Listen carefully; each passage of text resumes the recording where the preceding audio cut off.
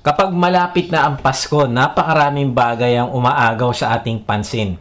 Mga Christmas light, regalo, handaan, family gatherings, company party, at ang dami ng kailangan tapusin. Tama ba?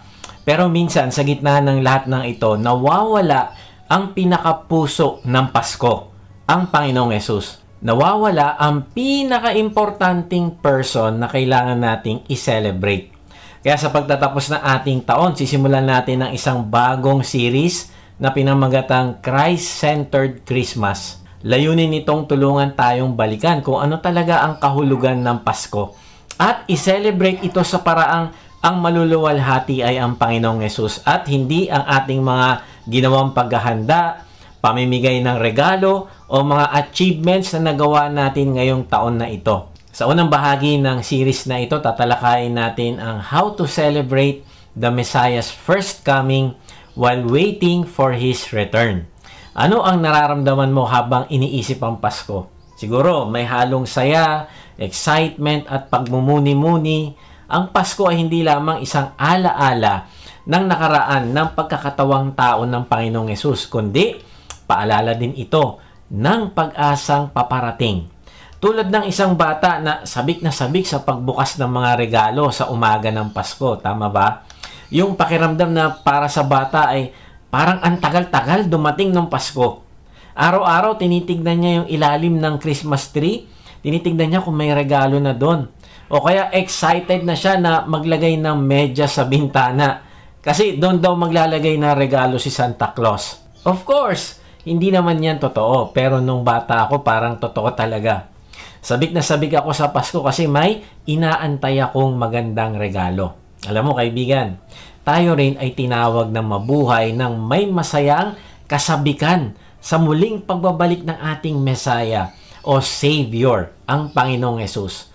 Kaya ngayong araw, pag-aralan natin ang tatlong mahalagang hakbang kung paano magdiwang ng Pasko na hindi lang nakatuon sa nakaraang ginawa ng Panginoon, kundi nakatingin din tayo sa hinaharap na puno ng pag-asa. Pag-uusapan natin yung tatlong point mamaya. Una, anticipate the hope of His return. Asamin natin ang muling pagbabalik ng Panginoong Yesus na may pusong puno ng pag-asa at pagkasabik. Ang ibig sabihin ay hindi tayo magiging kampante at relax, kundi maghahanda at mabubuhay na parang maaring darating na siya anumang oras. Pangalawa, adore the Messiah who came and is coming again.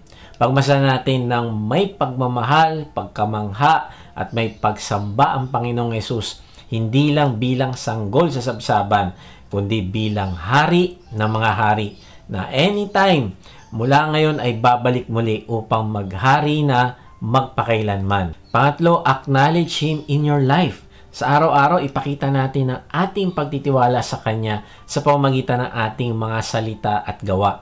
Ipapakita natin sa mga taong nakapaligid sa atin na si Kristo ay nabubuhay sa atin at Siya ang sentro ng ating buhay. Kaibigan, ang totoong kahulugan ng Pasko ay hindi lang simpleng event o kasiyahan kapag December, kundi ito'y isang pag-encourage sa atin na mabuhay para sa ating hari. Kaya nga habang sinisimulan natin ang series na ito, ay alalahanin natin na ang Panginoong Yesus ang dahilan ng season ng celebration ng Christmas. Halika, sama-sama nating tuklasin kung paano maging mas malalim at makabuluhan ang ating Pasko ngayong taon.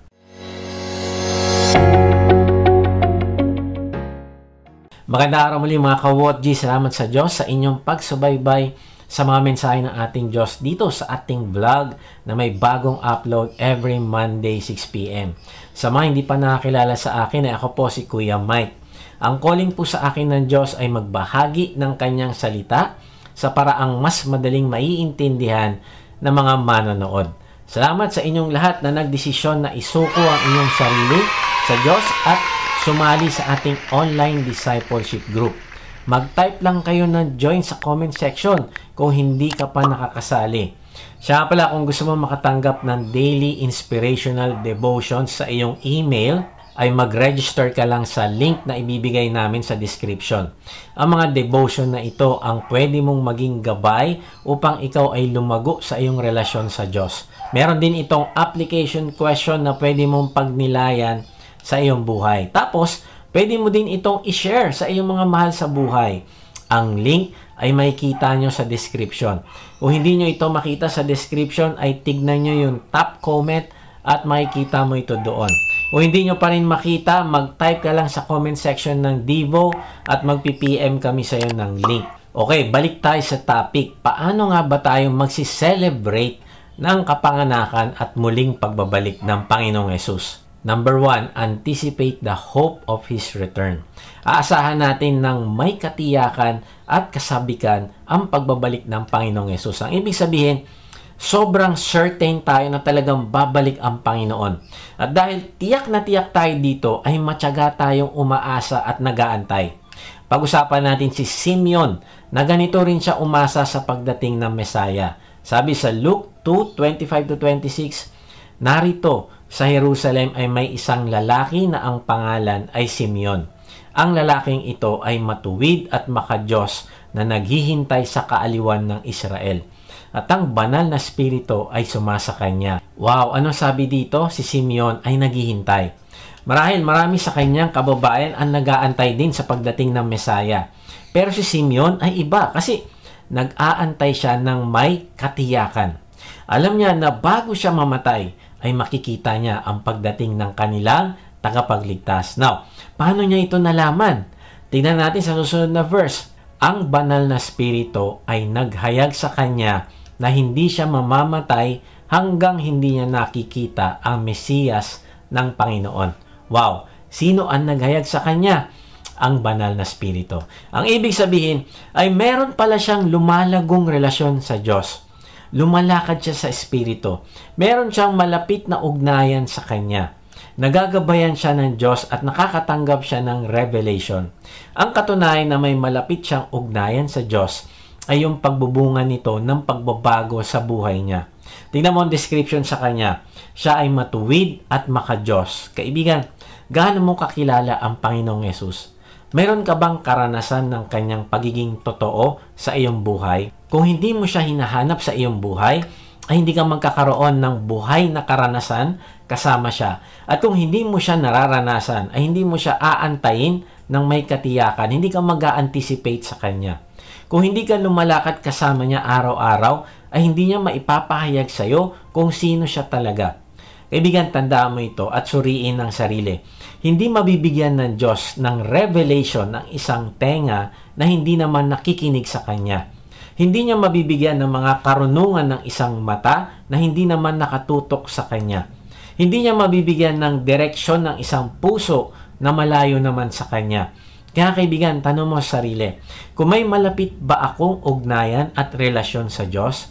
Alam mo, habang tumatanda ako ay mas lalo ko nakikita na ang dami ko palang dapat malaman patungkol sa Diyos.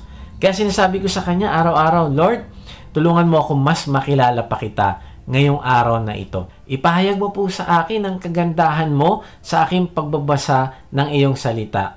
At true enough, dahil pagbasa ko ng salita niya ay meron na naman siyang nire-reveal na bago sa akin. At si Simeon ay pinahayagan ng banal na spirito dahil sa kanyang malapit na ugnayan sa Diyos. Now, ano bang kalagayan nila noon? Bakit kailangan ng kaaliwan at kaligtasan nila? Ang Israel ay nasa ilalim ng matinding paghahari ng mga Romano noon. Parang nakakulong sila sa sarili nilang bayan. Ang hirap noon, di ba? Kaya lang, alam din nila na kasama nila ang Diyos noon. Siya ang nagligtas sa kanila sa pagkaalipin sa Ehipto. Tapos ang Diyos din ang nagbigay sa kanila ng hari. Nagpadala rin ang Diyos ng mga propeta para sabihin kung anong kalooban niya para sa kanila. Kaya malalim ang connection nila sa Diyos. Kasi alam nila kung anong plano niya para sa kanila. Naranasan nila ang Diyos. Pero ito yung twist. 400 years na silang walang naririnig mula sa Diyos. Bagamat alam nila mula sa kasulatan kung paano sila pinakain, ginabayan at iningatan ng Diyos. Kaya lang, alam mo yung feeling na parang mga kwento na lang ito ng lolo't lola mo. Ang tagal na kasi. Pero praise God, Kahit na ang iba ay hindi na naniniwala sa pagdating ng Mesaya, ay may mga nanatiling tapat naman. Alam nila na may mga prophecy sa Old Testament na nagsasabing darating ang isang Mesaya o Savior para iligtas sila. So, anong inaasahan nila sa Mesaya? Honestly, most of them iniisip na ang darating ay isang military leader, isang warrior na magpapalaya sa kanila mula sa Rome, parang isang freedom fighter. Sa halip na ang antayin nila ay ang Diyos na magliligtas sa kanila, ay ang inaantay nila ay isang military leader. Sa halip na antayin nila ang tagapagligtas ng kanilang kaluluwa, ay ang inaantay nila ay ang tagapagligtas ng kanilang pisikal na pangailangan. Pero buti na lang, hindi lahat ganoon ang pananaw. Tulad ni Simeon, siya yung tipong alam niya kung sino talaga ang inaantay niyang Mesaya. Alam niya na merong pang mas mahalagang kalayaan ang dapat niyang inaantay kaysa sa kaligtasan sa ilalim ng pamamahala ng Rome. At na-realize ko, sa panahon natin ngayon, ay iba din ang inaantay ng mga tao. Nag-aantay sa mga bagay na pansamantala o makamundo, sa halip na pagtuunan ang mahalagang kaligtasan ng kanilang kaluluwa at relasyon sa Diyos. Halimbawa, may mga taong nag-aantay sa perpektong kalagayan bago magbalik loob sa Diyos. Kapag naayos na ang buhay ko, tsaka na ako maglilingkod sa Diyos. Maraming tao naghihintay na mawala ang problema o maging maayos ang kanilang sitwasyon bago lumapit sa Diyos. Ang problema rito, walang perpektong oras o kalagayan ang darating. Kaya kaibigan, ang tamang panahon para hanapin ng Diyos ay ngayon na. Bakit?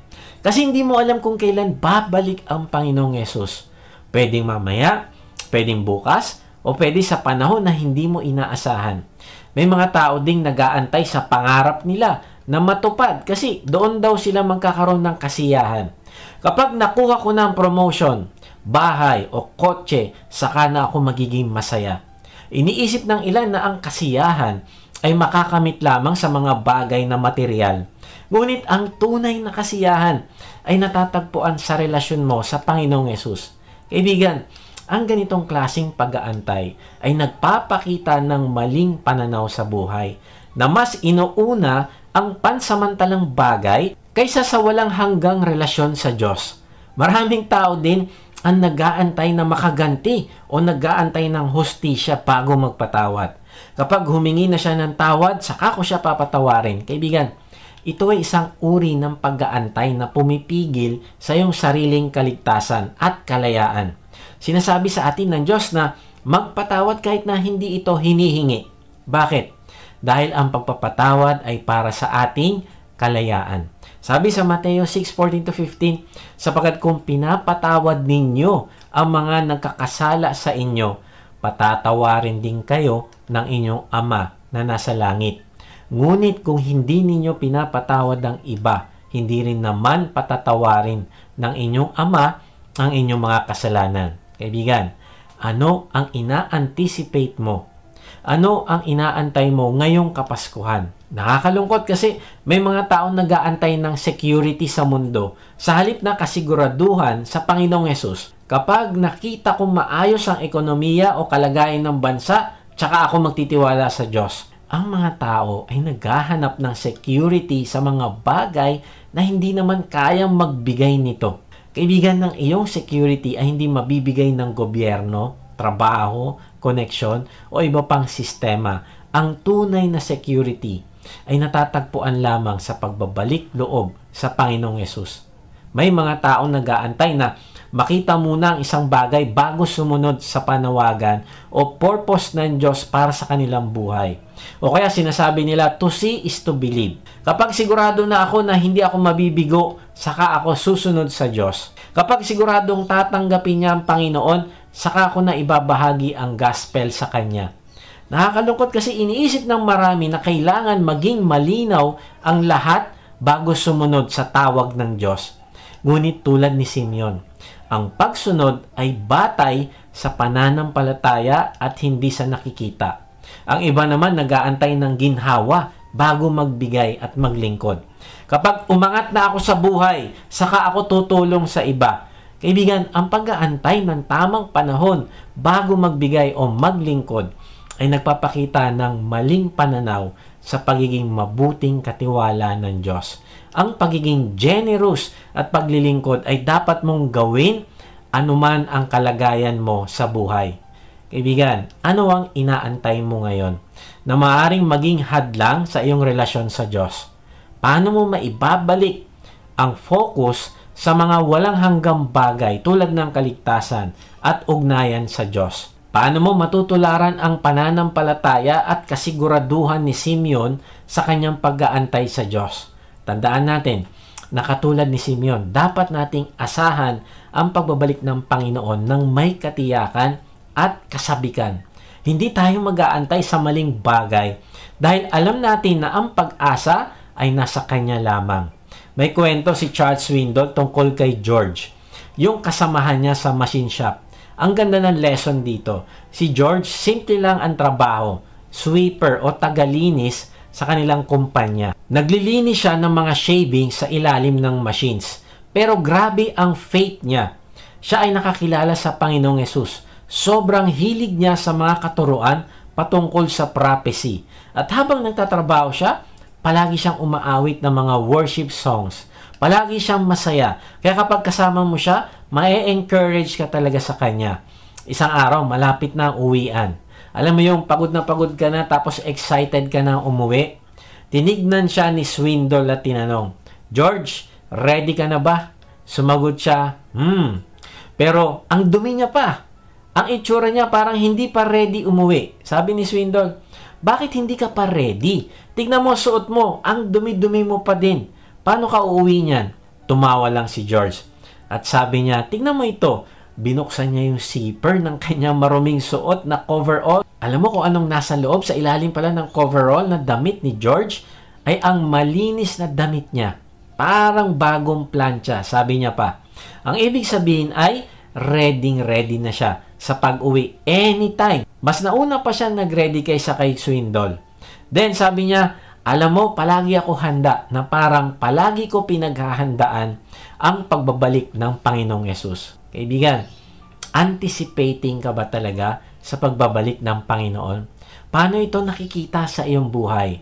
Kumusta ang relasyon mo sa Panginoong Yesus? Kung dumating siya ngayon, masasabi mo bang ready ka na? Hindi tayo perfect, pero mahalaga na araw-araw nating tinutugunan ang panawagan niya sa atin. Tandaan mo, hindi ito patungkol sa pagiging relihiyoso, kundi sa pagiging may malapit at buhay na relasyon sa Kanya. Ang sabi ni George Mueller, when the day of recompense comes, our only regret will be that we have done so little for Him, not that we have done too much. Ang pahayag ni George Mueller ay sobrang direct, pero sobrang lalim din.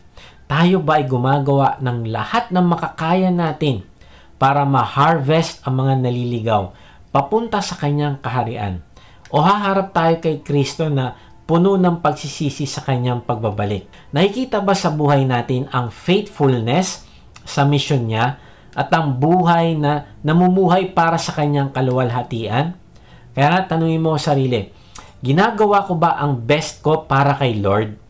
Hindi kailangan perfect, pero ginagawa mo ba ang kaya mo sa pamilya mo, sa trabaho mo, sa community mo, para makita ng iba ang liwanag ng Panginoong Yesus sa iyo?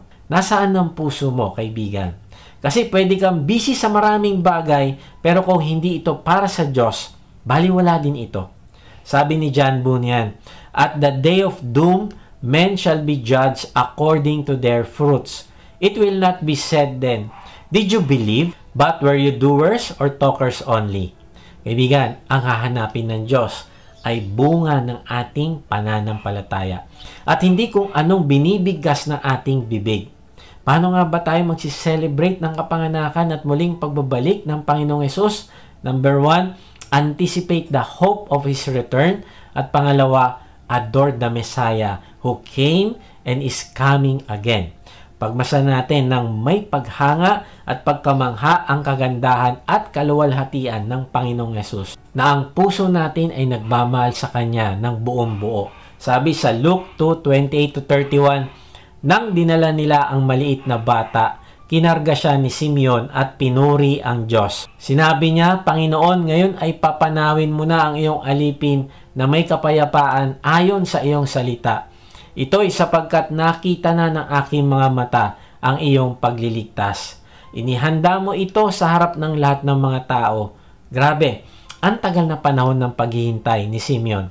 Pero ngayon, nasilayan na ng mismong mata niya ang Panginoong Yesus na ipinanganak at naging tao. Natupad ang kanyang ina-anticipate na Mesaya. At dahil dito ay sobrang galak niya na nagpuri sa Diyos, sobrang pagkamangha at paghanga sa glory ng Panginoong Yesus. Kaya sabi niya, Lord, handa na akong mamatay, nakita ko na po ang iyong pagliligtas. Hindi niya lang nakita ang bata na Panginoong Yesus, kundi nakita niya ang mangyayaring kaligtasan na pinahayag sa kanya ng banal na Espiritu. Kaibigan, mayroon ka bang pinanghawakan na pangako ng Diyos? At nung natanggap mo iyon ay grabe ang amazement mo sa Diyos. Mas lalo mo nakita ang kagandahan niya. Mas lalo mo nakita ang katapatan at kabutihan niya. Mas lalo mo siya minahal at inadore. Last month ay talagang nag-iisip kami ng paraan upang makaipon ng aming pang 13 month. As usual, pag darating ang December, ay ang hirap ng koleksyon at mas marami ang gastos. At sinasabi sa akin ng Diyos na huwag ka mag-alala kasi ako ay tapat na Diyos.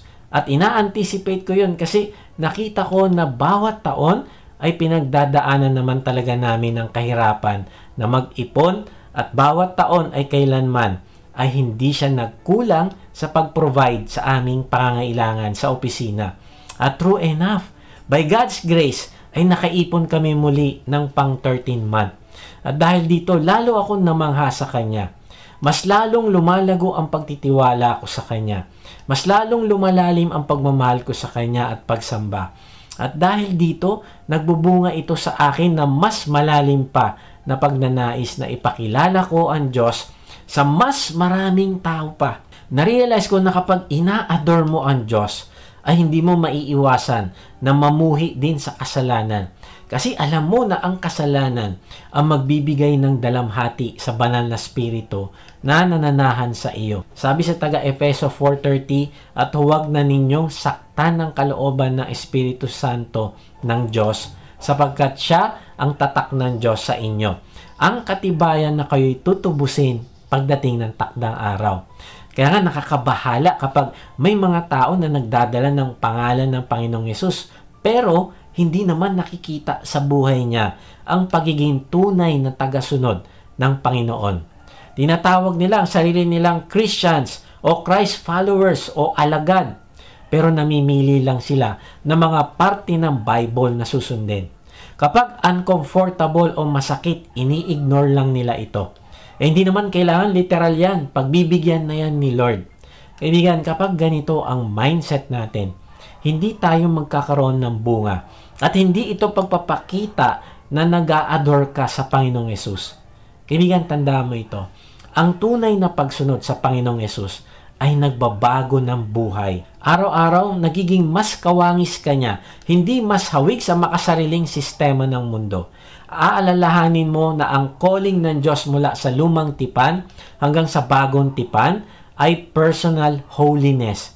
Isang pamumuhay na malinis, mapagmahal at above reproach. Hindi ka perfect pero ito ang pinoperso mo. Sabi nga sa 1 Peter 1:16, be holy because I am holy. Ginagawa mo ito hindi para magmukhang banal sa harap ng tao, kundi dahil sa ina-adore mo ang Diyos. Dahil sa minamahal mo siya ng buong puso, ay kinamumuhian mo din ang kasalanan.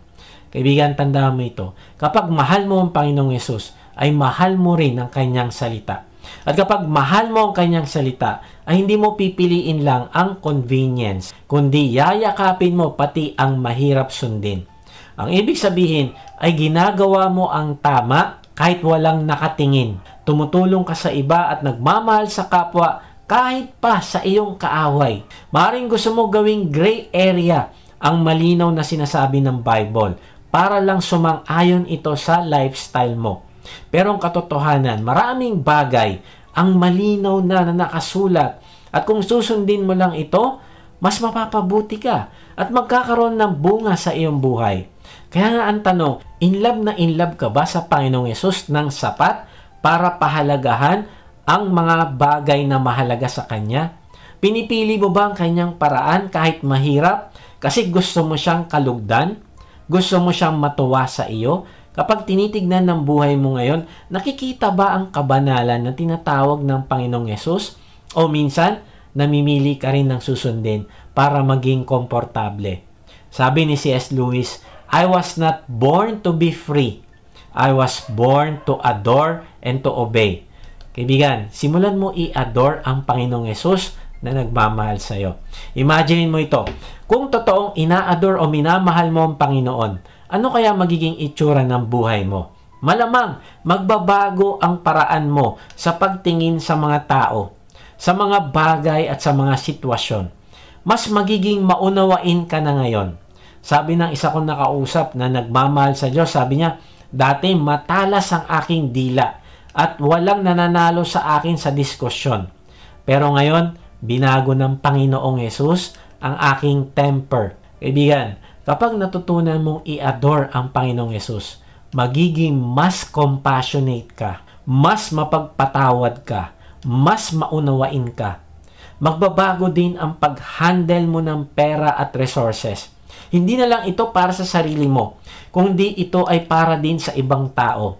Magiging mabuting tagapamahala ka nito para sa Diyos. Magbabago din ang pagtingin mo sa sexual sins. Magiging malinaw sa iyo ang kahalagahan ng purity at ang sakit ng kasalanan tulad ng adultery at lust. Kung mahal mo ang Diyos at sinasamba mo siya, ay magbabago ang pagtingin mo sa iyong marriage, magbabago ang tingin mo sa divorce. Mauunawaan mo ang sacredness ng covenant na ito ng Diyos. Matututo kang patawarin ang iyong asawa at buuin muli ang inyong pamilya. Magbabago din ang pakikitungo mo sa kaaway. Sa halip na maghiganti, matututo kang magmahal at magpatawad. Magbabago din ang panghuhusga mo sa iba. Sa halip na manghusga, magiging mas mapagpakumbaba ka at maunawain. Mas lalalim ang relasyon mo sa Diyos, sa church, at sa community. Magiging mas grounded ka sa Kanya at sa kapamilya mo sa Panginoong Yesus. Naalala ko yung kwento ng isang ina at ang anak niyang college student. Dumalaw siya sa dorm ng anak niya at nakita ang dingding na puno ng mga halos nakahubad na mga larawan ng mga babae. Masakit para sa nanay, pero wala siyang sinabi sa kanyang anak. Pagkatapos ng ilang araw, pinadalhan niya ng regalo ang anak. Isang larawan ng krus ng Panginoong Yesus na naka-frame. Proud na proud ang anak dito at isinabit ito sa pader. Alam mo kung anong nangyari? Unti-unti, tinanggal ng anak ang ibang pictures. Isa-isa, nawala ang mga pictures ng mga babae hanggang ang natira na lang ay ang larawan ng krus ng Panginoong Yesus. Ang ganda ng kwento, di ba? Kasi ganun din ang gustong gawin ng Diyos sa buhay natin. Kapag ang Panginoon ang nasa sentro, unti-unting mawawala ang mga bagay na hindi naaayon sa kanyang kalooban. Kaibigan, ano ang mga pictures sa buhay mo na kailangan mo nang tanggalin? Handa ka bang isabit si Jesus sa gitna ng buhay mo para unti-unti kanyang baguhin? Kapag ina-adore mo si Kristo, minamahal mo siya, magbabago ang puso mo at ang buhay mo ay magiging refleksyon ng kanyang liwanag at pagmamahal. Alam mo, daming tao nagko-complain sa Diyos na para bang hindi siya nakakaintindi ng paghihirap natin. Ang dahilan nito ay hindi nila naunawaan ang lalim ng pagmamahal niya. Ang ganda ng illustration sa kwento ng parable ng end time judgment. Sa parable, lahat ng tao na nabuhay ay humarap sa Diyos. Pero imbis na magpasakop, marami silang reklamo. Yung mga taong namatay dahil na-persecute, sabi nila, namatay kami sa gas chambers at concentration camps. Paano mo kami huhusgahan?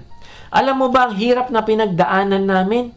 Yung mga naging alipin at mahihirap naman, sabi nila, wala kaming tahanan ni banig na mahigaan. Laging kulang ang pera namin. Paano mo kami huhusgahan? Kung hindi mo naman naranasan ang dinaranas namin. Yung mga may sakit naman, sabi nila, ipinanganak kaming may sakit, nagdusa kami sa buong buhay namin. Paano ka makakapagbigay ng hustisya kung nasa langit ka lang? Kung saan walang luha, walang takot o gutom. Gumawa pa sila ng case laban sa Diyos. Sabi nila, bago mo kami husgahan, dapat maranasan mo muna ang pinagdaanan namin. Dapat mabuhay ka bilang Hudyo para maranasan ang pagiging persecuted. Maging mahirap ka para ma-feel ang kawalan at gutom. Ma-reject ng sariling bayan para masaktan ng rejection. Dapat maranasan mo na matraidor ng kaibigan para masaktan ka ng betrayal. Makulong sa maling kaso para maramdaman ng injustice. Maiwanan ng mga kaibigan para ma-experience mo ang kalungkutan. Ma-torture at mamatay sa kamay ng mga kaaway para malaman ng tindi ng sakit. Ang lakas ng sigaw nila. Tapos, biglang tumahimik ang lahat. Bakit? Kasi na-realize nila, ginawa na ito ng Panginoong Jesus. Kaibigan, ang Panginoong Jesus ang sagot sa bawat reklamo natin. Siya'y naging Hudyo at nakaranas ng rejection mula sa sariling bayan. Siya'y naging mahirap, ipinanganak sa sabsaban at walang permanenteng tirahan. Tinraidor ng kanyang mga kaibigan, naakusahan ng mali, nilitis at nahatulan ng walang kasalanan. Iniwan sa Getsemani at nakaranas ng sobrang kalungkutan. Pinahirapan at ipinako sa krus. Naranasan ng pinakamabigat na sakit, hindi lang sa katawan, kundi pati sa espiritu. Ang tanong, bakit niya ginawa yon? Para ipakita sa atin ang lalim ng kanyang pag-ibig. Para maunawaan natin na walang bagay na pinagdadaanan natin na hindi niya nauunawaan. Para malaman natin kung gaano kalayo ang kaya niyang puntahan para lang patunayan na mahal niya tayo. Sabi nga sa Hebrews 4:15, sapagkat wala tayong pinakapunong saserdote na hindi maaaring makiramay sa ating mga kahinaan. Siya ay sinubok sa lahat ng paraan katulad natin, ngunit siya ay hindi nagkasala. Kaibigan, sa gitna ng paghihirap mo ngayon, alam mo bang naiintindihan ka ng Panginoong Yesus? Siya ang Diyos na dumaan sa lahat ng iyan para lang malaman mo na hindi ka nag-iisa. Sabi ni G.K. Chesterton, we are perishing for lack of wonder, not for lack of wonders. Sabi din ni A.W. Tozer, I can safely say on the authority of all that is revealed in the Word of God, that any man or woman on this earth who is bored and turned off by worship is not ready for heaven. Kung hindi ka marunong magpuri at sumamba kay Lord ngayon, paano mo magagawa ito sa eternity? Ang langit ay punong-puno ng pagsamba. Sabi nga sa Revelation 4:8, day and night they never stop saying, Holy, holy, holy is the Lord, God Almighty, who was and is to come. Ang tanong, kung hindi natin kayang magpuri dito sa lupa, hindi ka excited mag-worship, hindi mo ina-adore ang Panginoon, paano mo mararanasan ng kagalakan ng walang hanggang pagsamba sa piling niya? Ang pagsamba ay hindi pwedeng future plan lang, kaibigan, kundi ito ay ginagawa mo na dapat ngayon. Paano nga ba tayo magsiselebrate ng kapanganakan at muling pagbabalik ng Panginoong Yesus? Number 1, anticipate the hope of His return. Asahan mo na may katiyakan ng pagbabalik ng Panginoon at dahil doon ay ang mga plano mo sa buhay at desisyon ay may kinalaman na sa pagbabalik ng Panginoon. At pangalawa, adore the Messiah who came and is coming again. Ibibigay mong attention at pagmamahal mo sa Panginoon habang inaantay mo siya. And lastly, number 3, acknowledge Him in your life. Kilalanin mo siya bilang Panginoon ng iyong buhay, bilang Master, bilang Hari na masusunod sa lahat ng aspeto ng iyong buhay. Sabi sa Luke 2:34-35, binasbasan sila ni Simeon at sinabi niya kay Maria, ang batang ito'y itinalaga upang itaas at ibagsak ang marami sa Israel. Magiging tanda siya mula sa Diyos, pero marami ang magsasalita ng laban sa kanya. Kinilala ni Simeon na ang bata ay hindi ordinaryong bata. Siya ang Panginoong Hesus na Messiah na matagal na niyang ina-anticipate. Kinilala niya dahil sa kanya ay magiging obvious ang mga totoong kabilang sa kaharian ng Diyos at hindi. Ang ibig sabihin ng sa pamamagitan niya ay marami ang ibabagsak at itataas ay ang Panginoong Hesus ang magiging sukatan o standard ng tunay na pananampalataya at hindi ang mga ginagawa ng mga Pariseo. Itataas sa mga mananampalataya sa Panginoong Hesus at magtitiwala sa kanyang kapamaraanan. Samantalang ibabagsak naman ang mga taong tatanggi na kilalanin siyang bilang Mesaya. Ang kanilang sariling katigasan ng puso ang magdadala sa kanila sa pagbagsak. Halimbawa, ang mga Pariseo na sa kabila ng kanilang kaalaman sa batas ng Diyos ay tumanggi sa Kanya dahil mas mahal nila ang kanilang kapangyarihan kaysa sa katotohanan. Then, sabi ni Simeon, verse 35, kaya ikaw mismo ay masasaktan na parang sinaksak ng patalim ang puso mo. At dahil sa gagawin niya, mahahayag ang kasamaang nasa isip ng maraming tao. Sabi ni Simeon kay Mary, ay ikaw mismo ay masasaktan. Bakit?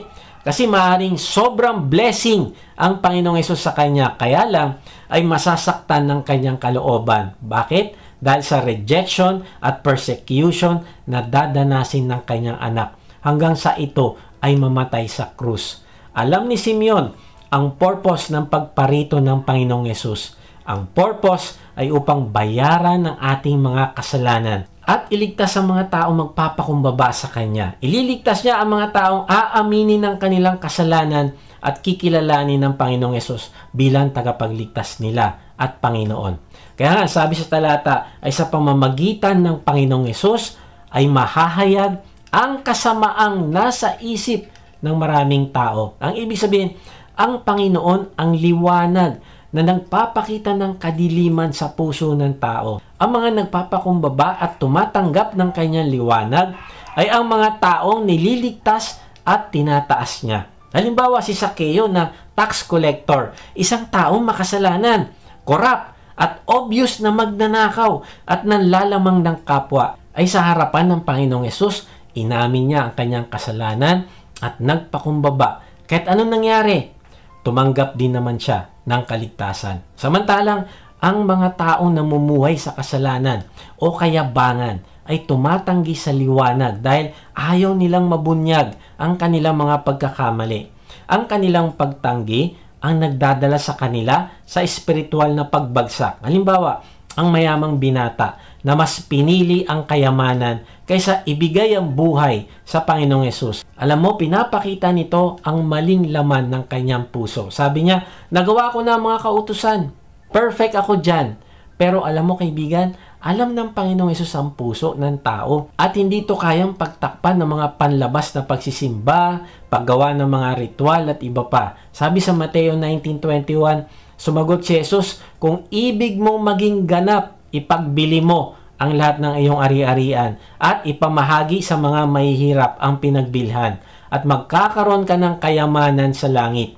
Pagkatapos bumalik ka at sumunod ka sa akin. Now, gusto siyang bigyan ng pagkakataon ng Panginoong Hesus na maligtas. Kaya sinabi sa kanya na ipagbili niya ang ari-arian at ipamahagi sa mahihirap at sumunod sa kanya. Bakit ito inutos niya sa binata na mayaman? Kasi alam ng Panginoong Hesus na bagamat relihiyoso siya sa panlabas, ay sa puso naman nito ay mas mahal niya ang kayamanan kaysa sa Panginoong Hesus. Kaya nga, tingnan mo, naging tugon niya sa Panginoong Hesus. Verse 22, pagkarinig nito, malungkot na umalis ang binata sapagkat siya'y napakayaman. Nakakalungkot kasi nabigo siya i-acknowledge ang Panginoong Hesus bilang pinakamahalagang kayamanan na mas mahalaga kaysa sa kanyang ari-arian. Kaibigan, ina-acknowledge mo ba ang Panginoong Hesus sa iyong buhay? Si Simeon, kinilala niya ang Panginoong Hesus. Paano? Lumakad siya kasama ang Diyos at pinalago ang kanyang relasyon sa Kanya. Matyaga niyang inaantay ang Mesaya at naging tapat siya sa Kanya. Now, ang tanong, paano natin i-acknowledge ang Panginoong Hesus sa ating panahon ngayon? Ang Shot Sports ay may warning sa mga binibenta nilang football helmets. Parang sinasabi nila, tinagalog ko na lang, gusto mo bang umiwas sa risk ng football? Simple lang, huwag ka na maglaro. Straightforward lang, di ba? At least honest sila. Ang larong football ay mapanganib namang talaga at pwede kang magkaroon ng injury. Kaya sabi pa nila, walang helmet ang makakabawas sa lahat ng klaseng panganib. Pero alam mo ba, ganon din ang pagiging tagasunod ng Panginoong Hesus. Parang sinasabi ng Bible, gusto mo bang umiwas sa risk ng discipleship? Gusto mo bang umiwas pagtawanan at mapahiya? Simple lang, wag mo nang sundan si Jesus. Wag ka na maging Christ follower. Bakit? Kasi ang pagiging disciple ay may kaakibat na hirap at peligro. Pwede kang ma-oppress, pwede kang kutsain o kamuhian, pwede ka pang masaktan o mamatay dahil sa pananampalataya mo. Sa panahon ng ministeryo ng Panginoon, nararanasan na niya ang opposition at persecution.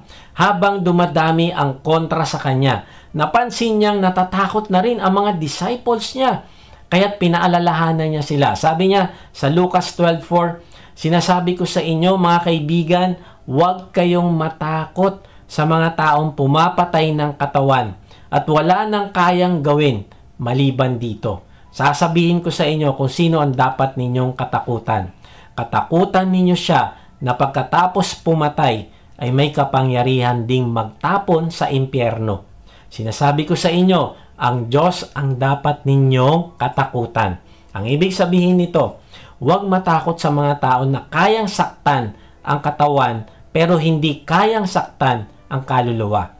Kundi, mas unahin ang takot at paggalang sa Diyos, ang may hawak ng ating eternity. Sa Kanya nakasalalay ang ating kaluluwa. Hindi lang niya sinabing huwag matakot sa mga tao. Sabi rin niya, acknowledge me before men.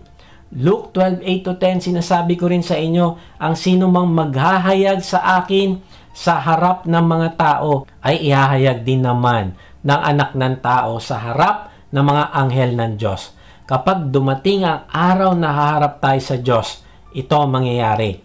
Lahat ng ating buhay ay ilalantad. Mga kasalanan natin, pati mga sikreto ilalabas. Sa harap ng banal na Diyos, lahat tayo ay guilty ayon sa kanyang law o batas. Walang pag-asa kung hindi lang dahil sa Panginoong Hesus. Ngunit ito yung nakakamangha. Kung inacknowledge mo ang Panginoong Hesus dito sa lupa, sa harap ng mga tao, bilang iyong tagapagligtas, siya mismo ang tatayo para sa iyo. Sasabihin niya sa Diyos Ama, Ama, ang taong ito ay akin. Binayaran ko ang bawat kasalanan niya. Siya ay tinubos ko. Kaibigan, dahil sa ginawa ng Panginoong Hesus, tatanggapin tayo sa langit. Now, ito ang tanong. Kung ipinangako ng Panginoon na aakuin niya tayo sa langit, bakit tayo matatakot na ipahayag siya dito sa lupa? Tandaan natin, ang pagsunod sa Panginoong Hesus ay hindi laging madali.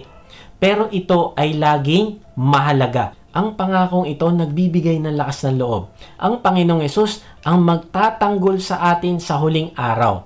Kaibigan, ina-acknowledge mo ba ang Panginoong Hesus sa araw-araw mong buhay? Sa salita? Sa gawa? Paano mo mapapakita ang katapatan mo sa Kanya kahit sa gitna ng kahirapan o rejection? Kung ginagawa mo ito, ay balang araw ipapahayag ka din niya sa Ama. Now, sa kabaligtaran, sa verse 9, ngunit siya na magkakaila sa akin, sa harap ng mga tao ay ipagkakaila rin sa harap ng mga anghel ng Diyos. Ang bawat isang magsasalita laban sa anak ng tao ay patatawarin, ngunit siya na magmumusong laban sa banal na espiritu ay hindi patatawarin. Ano ba ibig sabihin ng magkakaila sa Panginoong Hesus sa harap ng mga tao? Kapag may pagkakataong ipagtanggol ang pananampalataya ngunit pinipili nating manahimik, ay tinatanggihan natin siya. Ang hindi pag-amin na tayo ay Kristiyano o ang pamumuhay na hindi naaayon sa pagiging tagasunod ni Kristo ay isang uri din ng pagkakaila sa Kanya. Kapag mas pinapahalagahan natin ang approval ng tao kaysa sa pagsunod sa Panginoong Hesus, ay isang uri ng pagtatanggi rin sa Kanya. Maring tinatanong mo paano si Pedro na itinanggi ang Panginoong Hesus ng 3 beses. Hindi ba siya isang halimbawa ng pagtanggi? Kaibigan, pagkatapos niyang ikaila ang Panginoong Hesus, siya ay napuno ng pagsisisi at bumalik sa Kanya. Hindi lang siya naibalik ni Kristo sa fellowship, kundi ginamit siya bilang haligi ng simbahan. Sa kabaligtaran, si Judas na nagkaila din sa Panginoon, ay nalungkot din sa nangyari, pero hindi siya nagsisi o nagrepent. At hindi din siya bumalik sa Diyos. Kaibigan, ang pagtanggi kay Kristo ay hindi ang katapusan. Kapag may tunay na pagsisisi at pagbabalik loob sa Kanya, ay tatanggapin ka ng Panginoong Yesus. Kapag dumating ang araw na tayo humarap sa Diyos, ganito ang mangyayari. Lahat ng kasalanan natin ay ilalantad. Kung hindi natin ipinahayag si Jesus bilang Panginoon at tagapagligtas habang nabubuhay, wala siyang dahilan para ipagtanggol tayo. Sa halip, sasabihin niya, hindi ko kilala ang taong ito. Alam mo, sobrang bigat ng babalang ito. Ang pagtanggi natin kay Kristo ay hahantong sa eternal separation natin sa Kanya. Kaibigan, ina-acknowledge mo ba ang Panginoong Yesus bilang iyong Panginoon na tagapagligtas? Ang buhay mo ba ay sumasalamin sa pananampalatayang iyon? Kung oo ang sagot mo, magpakatatag ka. Ang pangako ng Panginoon ay sigurado. Ia-acknowledge ka niya sa harap ng Diyos at ng mga anghel sa langit. Now, kung hindi ka pa nagsusuko ng iyong buhay sa Kanya, ay itong babala. Huwag mo nang antayin ang huling araw para kilalanin siya. Ang desisyon mo ngayon ang magpapasya ng iyong eternal destiny. Ang pag-acknowledge sa Panginoong Yesus ay lubos na pagsuko kay Jesus. Sa puntong handa kang magsabi, I will die for you, Lord. Sabi nga ni Apostle Paul sa Philippians 1:21, For me to live is Christ and to die is gain. Ang ibig sabihin, handa kang magrepent o magsisi at talikdan ang kasalanan. Maaring ito'y maling relasyon o pakikipaghiwalay mo sa iyong asawa, paglakad sa kasamaan, kalaswaan, at pagkakasala, pagpapakita ng kawalan ng hustisya o pagmamalupit sa iba. Kaibigan, ang kasalanan ay hindi lang nakakasira sa buhay mo ngayon, kundi naglalayo rin sa iyo sa magandang plano ng Diyos para sa iyo. Tandaan mo ito, ang pag-acknowledge sa Panginoong Yesus ay laging may kapalit. Maaring pagtawanan ka, maaring mawalan ka ng trabaho o opportunity, maaring i-reject ka ng ibang tao, pero ang totoo, acknowledging Jesus is worth everything. Sabi ng Panginoon sa Luke 9:26, Whoever is ashamed of me and my words, the Son of Man will be ashamed of them when He comes in His glory and in the glory of the Father and of the holy angels. Kaibigan, hindi mo gugustuhin ikahiya ka ng Panginoong Yesus balang araw. Kaya ngayon pa lang ay acknowledge Him in your life. May isang guro sa history na kilala sa pagiging Kristiyano. Linggo-linggo pumupunta siya sa isang nursing home upang dalawin ang mga matatandang naroon. Ang ilan sa kanila ay inaalagaan ng mabuti ng kanilang mga kapamilya. Binibisita araw-araw, pero marami rin ang iniwan na lang doon. Nalulungkot at nakakaramdam ng pagiging inabandona. Alam mo, ginagawa ng guro ay nauupo sa kanila, nakikinig, nakikipag-usap, at nagbibigay ng kalakasan sa kanilang mga nalalabing araw. Isang araw, pagkatapos ng regular niyang pagdalaw, may isang estudyante na lumapit sa kanya at nagsabi, Ang galing niyo po, sir. Ang laki ng pagmamahal nyo para sa mga ganitong bagay. Nagulat ang guro at tumugon, Pagmamahal? Talento? Sa tingin mo ba gusto ko ang amoy ng ihi? Ang pag-iwas sa mga bedpan?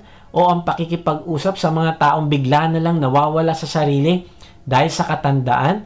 Gusto ko yon? Nagbibiro ka ba? Alam mo, nagulat ang estudyante at nagtanong, kung ganun po pala, bakit nyo po ginagawa ito linggo-linggo? Alam mo, sagot ng guro, sabi niya, dahil doon pupunta si Kristo. Ito ang gagawin niya at ako ay tagasunod ni Kristo. Ang kwentong ito ay paalala sa atin na ang pagsunod sa Panginoong Yesus ay madalas nangangahulugan ng pagpunta sa mga lugar o sitwasyon na hindi komportable o kaaya-aya. Hindi dahil gusto natin, kundi dahil tinawag tayo na ipakita ang kanyang pagmamahal sa mga nangangailangan. Ang kwento ng history professor na ito ay sobrang tagos sa puso. Hindi siya pumunta sa nursing home dahil gusto niya o dahil komportable siya doon. Hindi niya yung ginawa dahil may gift siya o talent siya para sa ganitong bagay. Kundi ginawa niya yun dahil alam niyang naroon si Kristo. At yun ang gagawin ng Panginoong Yesus na sinusundan niya. Alam mo kung tutuusin, maraming bagay ang pinapagawa ng Diyos na hindi natin gustong gawin. Pag-abot sa mga taong hindi natin kilala, pag-share ng gospel sa digital missionaries, pag-share ng gospel sa online, pagpapatawad sa mga taong nanakit sa atin, paggawa ng alagad, pagmamahal sa mga taong mahirap mahalin. Pero ang pagsunod kay Kristo ay hindi tungkol sa comfort o convenience. Sabi nga sa Luke 9:23, whoever wants to be my disciple must deny themselves and take up their cross daily and follow me. Ibig sabihin, hindi mo lagi magugustuhan ang ipapagawa niya. Hindi palagi madali o komportable. Pero kung ikaw ay tagasunod ni Jesus, susunod ka, hindi dahil sa gusto mo, kundi dahil mahal mo siya. Kaibigan, acknowledge Him in your life. Tulad ng professor, kailangan nating itanong, bakit ko nga ba ginagawa ang mga bagay na ginagawa ko? Praise God! Kung ang sagot mo ay dahil itong gagawin ng Panginoong Yesus. Ang Panginoon ay pumunta sa mga nasasaktan, pumunta siya sa mga may ketong, sa mga makasalanan, sa mga taong tinanggihan ng lipunan. Pinakita niya ang pagmamahal kahit hindi ito convenient. Sa gitna ng kanyang pagod, tinanggap niya ang mga tao at pinakain ang mga nangangailangan. Ibinigay niya ang lahat ng meron siya. Binuhos niya ang kanyang buhay para sa atin. Kahit na napakahirap at napakasakit nito. Kaibigan, nasaan ang nursing home mo? Sino ang mga tao sa paligid mo na nangangailangan ng pagmamahal ni Kristo? May lugar o sitwasyon ba na inaasahan mo dahil hindi komportable? May lugar ba o sitwasyon na iniiwasan mo dahil hindi komportable? Kahit na alam mo na iyon ang gustong ipagawa sa iyo ng Panginoong Yesus. Handa ka bang sundan ang Panginoong Yesus kahit hindi madali sa trabaho, pamilya o community? Sumusunod ka ba kahit mahirap o hindi mo gusto? Marahil gusto mo nang i-acknowledge ang Panginoong Hesus sa buhay mo. Gusto mo na balang araw ay ipagtanggol ka rin niya at iligtas. Kaibigan, manampalataya ka na siya ang nagbayad ng iyong kasalanan sa krus. At pag ginawa mo ito, lilinisin ka niya sa kasalanan at ililigtas. Ipahayag mo ang pananampalataya mo sa Kanya sa pamamagitan ng panalangin. Sabihin mo sa Kanya, Panginoong Hesus, inaamin ko po na ako ay makasalanan. Patawarin mo po ako. Nananampalataya po ako na ikaw ang nagbayad ng aking kasalanan sa krus. Ngayon nga ay binubuksan ko na ang aking puso. Pumasok ka at manahan sa akin. Tinatanggap kita bilang aking Panginoon at tagapagligtas. Simula ngayon ay tatalikdan ko ng aking kasalanan. Salamat at isang araw ay makakasama kita sa langit. Simula ngayon ay ibibigay ko ng buhay ko sa iyo upang magamit mo para magligtas din ng iba. Amen. Kung sumabay ka sa panalangin natin bilang pananampalataya at pagtanggap mo sa Panginoong Hesus, ay mag-iwan ka sa comment section ng salitang accept para makilala ka namin at masama sa aming panalangin para sa iyong paglagong espiritual. Kung na-bless ka naman sa message na ito, ay inaanyahan kita mag-subscribe sa aking YouTube channel upang ma-notify ka pag may bago na kaming video. Ibahagi mo din ang mensahe na ito sa iba ng mga nanghihina, nangangamba sa buhay, at nasa kapigatian upang ma-encourage sila na lumapit sa Diyos na nagmamahal sa atin. Kung gusto mo naman na mas makilala pa ang Diyos, ay sumama ka lang sa aming online discipleship group. Type mo lang ang salitang join sa comment section. Salamat nga pala sa mga nagsusupport sa ating ministry. At kung gusto mo maging partner sa ministry na ito, na magamit ka ng Diyos sa pagpapalaganap pa ng kanyang salita at pagtulong sa mga nangangailangan, ay inaanya kita mag-support financially sa ating gawain. Meron tayong link sa ating give page sa baba ng description. Pag hindi nyo nakita ang link, ay mag-type lang kayo ng partner sa comment section at papadala namin kayo ng link. Tapos kung gusto mo sumunod sa utos sa atin ng Panginoong Hesus na gumawa ng disciple o alagad, ay mag-type ka lang ng lead sa comment section. At alam nyo ba na maraming magagandang topic ang pinag-uusapan natin tuwing Wednesday, 7:30 PM via Zoom? Naku, mabe-bless kayo dito at lalago. Open po ito para sa lahat. Check nyo ang link ng Zoom sa description. Sa ating pagtatapos ay iwan ko ito sa inyo. Revelation 22:20. He who testifies to these things says, Yes, I am coming soon. Amen. Come, Lord Jesus. kung tinupad ng Panginoong Yesus ang kanyang unang pagbaba sa lupa, ay tutuparin niya ulit ang kanyang pagbabalik. Sabi niya, "Yes, I am coming soon." At ito ang pinanampalatayanan ni Apostle John. Sobrang excited siya sa pagbabalik ng Panginoon. Sabi niya, "Come, Lord Jesus." Maraming tao ang umaasa na masosolve ang kanilang problema kapag nagkaroon ng magandang ekonomiya, trabaho, relasyon at iba pa.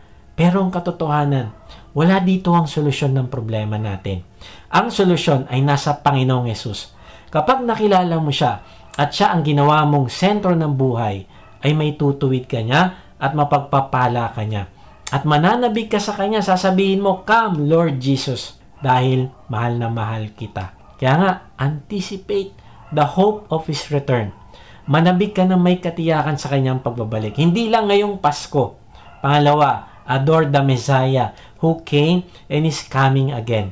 Ipakita mo sa kanya ang iyong pagmamahal at pagkamangha sa kagandahan, katapatan at kabutihan niya.